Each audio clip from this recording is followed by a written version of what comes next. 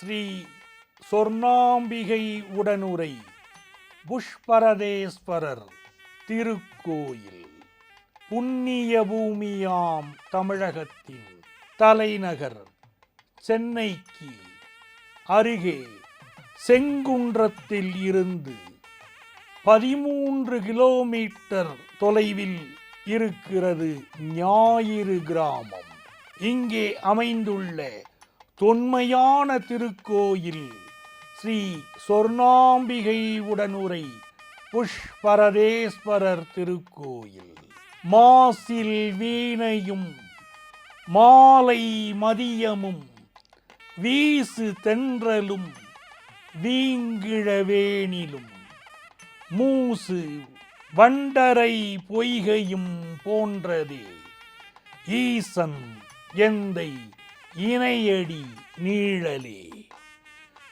சித்திரை மாதத்தின் முதல் 7 நாட்கள் இந்த தலத்திலே ஸ்ரீ சொர்ணாம்பிகை உடனுரை புஷ்பரதேஸ்வரர் திருக்கோயிலிலே சிவபெருமானை சூரியனே வழிபடுவதாக ஐதீகம். ஓம் அஸ்வத்வஜாய வித்மகே பாசஹஸ்தாய தீமகி தன்னோ சூரிய பிரச்சோதயாது. அந்த சூரியனே சிவபெருமானை சித்திரை மாதத்தின் முதல் 7 நாட்கள் வழிபடுகிறான் இத்திருத்தலத்தில். அந்த நாட்களிலே சிவபெருமான் மீது சூரிய ஒளி படர்வதை இன்றளவும் நாம் தரிசிக்க முடிகிறது. சூரியனே சிவனை வழிபடுவதால் இந்த தலத்திலே உச்சிக்கால பூஜைகள் நடைபெறுவதில்லை. திருத்தலத்தின் பெயரே ஞாயிறு கிராமம். ஊரின் பெயரே ஞாயிறு என்று சூரியனின் பெயரில் அமைந்திருப்பது தனிச்சிறப்பு. மூலவர் புஷ்பரதேஸ்வரர், உற்சவர் சோமாஸ்கந்தர், அம்பாள் சொர்ணாம்பிகை, பாலசுகாம்பிகை. தலவிருட்சம் திருவோடு மரம், நாகலிங்க மரம், செந்தாமரை. தீர்த்தம் சூரிய புஷ்கரணி, சிம்ம தீர்த்தம்.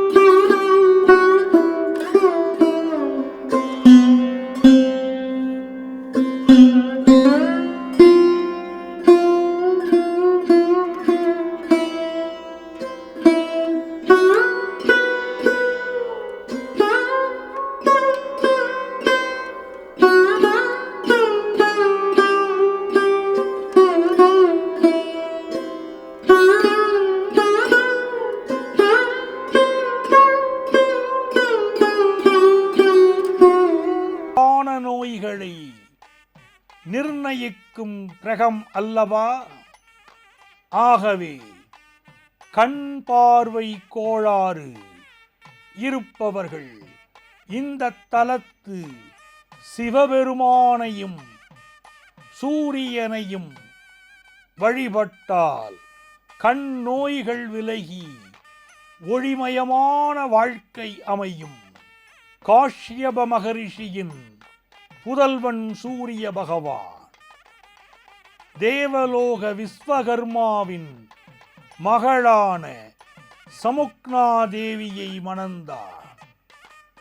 நாளுக்கு நாள் சூரிய பகவானின் வெப்பத்தன்மை அதிகமானது. சமுக்ஞா தன் நிழலை உருவமாக்கி சாயாதேவி என்ற நிழல் ரூபத்தை கணவனிடம் விட்டுச் சென்று விட்டாள். சூரியனுக்கும் சாயாதேவிக்கும் பிறந்த புதல்வரே சனி பகவான். பின்னர் யமன் மூலமாக சமிக்ஞாதேவி பிரிந்ததை அறிந்த சூரிய பகவான் மனைவியை அழைத்து வர கிளம்பினார். அப்போது திரு அண்ணாமலை சென்று அங்கே கிரிவலம் செய்த வேளையில் வானத்தில் ஒரு ஜோதி தோன்றியது. அதை பின்தொடர்ந்து சென்றான் சூரியன். அது இந்த ஞாயிறு கிராமத்தில் உள்ள தடாகத்தில் பூத்திருந்த தாமரை மலருக்குள் ஐக்கியமானதை கண்டு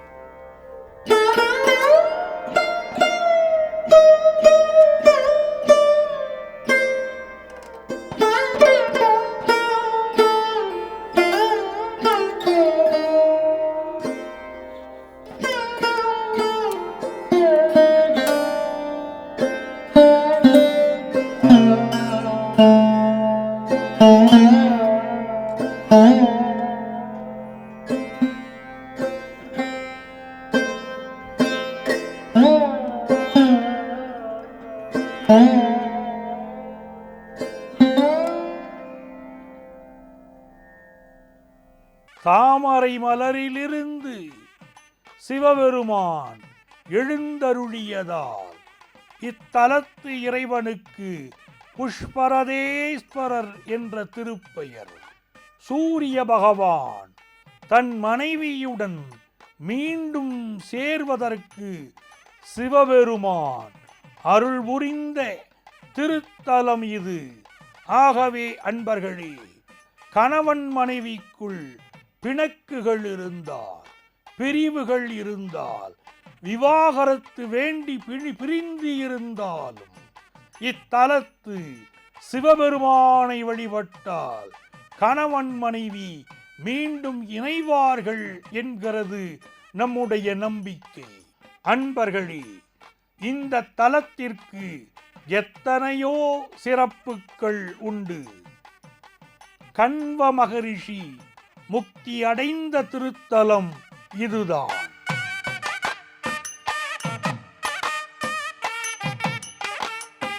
சுந்தரர் மனைவி சங்கிலி நாச்சியார் இந்த ஊரிலேதான் பிறந்தார். புஷ்பரதேஸ்வரரை வழிபட்ட அவர் இங்கிருந்து திருவொற்றியூர் சென்று சிவசேவையில் ஈடுபட்டு பின்பு சுந்தரரை மணந்தார்.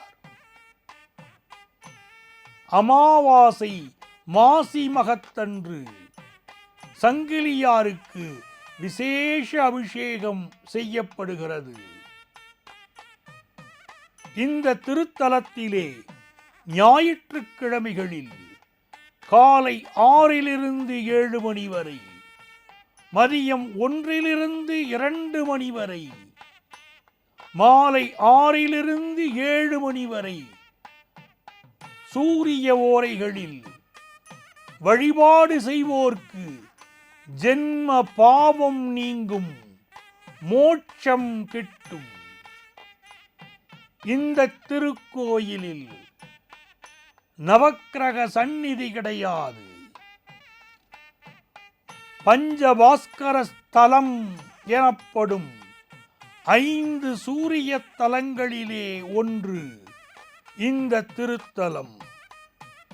மற்ற திருத்தலங்கள் திருச்சிறுகுடி, திருமங்கலக்குடி, திருப்பரிதி நியமம், தலை ஞாயிறு ஆகியவைகள் ஆகும்.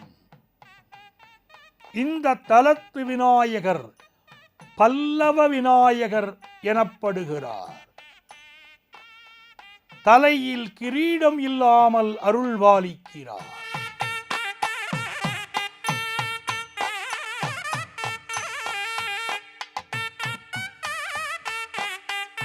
இந்த விநாயகரை தரிசித்தால் தன்னலமற்று ஆன்மீக எண்ணங்கள் மேலோங்குமாம். கருவறையின் பின்பறச் சுவற்றிலே துர்க்கை, பிரம்மா, லிங்கோத்பவர், தக்ஷணாமூர்த்தி போன்ற சிற்பங்கள் காணப்படுகின்றன. சோழர் காலம் தொட்டு விஜயநகர காலம் முடிய தோற்றுவிக்கப்பட்ட 14 செப்புத் திருமேனிகள் இந்த கோயிலிலே காணப்படுகின்றன. அவற்றிலே பிரதோஷமூர்த்தியின் செப்புருவம் கண்கவர் சோழர்கால கலைப்படைப்பு. புஷ்பரதேஸ்வரர் திருக்கோயில் கருவறை கூரை பகுதி வரை கற்றளியாக இருக்கிறது. அதன் மேல் அமைந்துள்ள தளப்பகுதி தற்காலத்தில் அமைக்கப்பட்ட சுதையாலான பகுதி.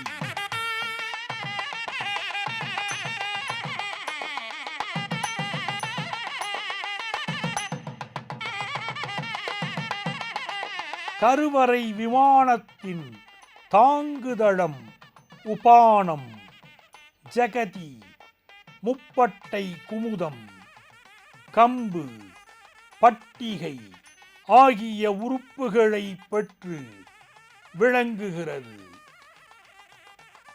திராவிட பாணியில் இக்கோயில் விமானம் அமைந்துள்ளது. தெற்கு நோக்கி ஒரு நுழைவாயில் கருவறைக்கு செல்ல அமைந்துள்ளது. தென்புற நுழைவாயிலை தொடர்ந்து கொடிமரம், பலிபீடம், நந்தி ஆகியன முதல் சுற்றிலே அமைந்துள்ளன.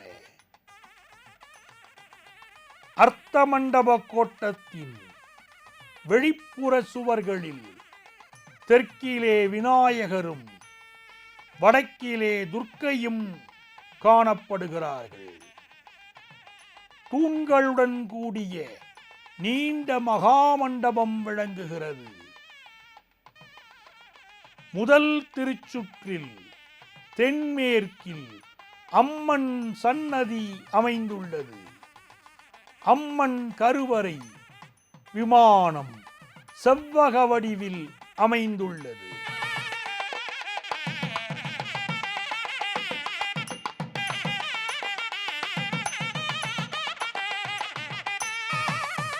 அம்மன் கோயில் கருவறை, அர்த்தமண்டபம், மகாமண்டபம் ஆகியவற்றை பெற்று விளங்குகிறது. கிழக்கு திசையிலே ராஜகோபுரம் 5 நிலைகள் உடையதாய் அமைந்துள்ளது. புஷ்பரதேஸ்வரர்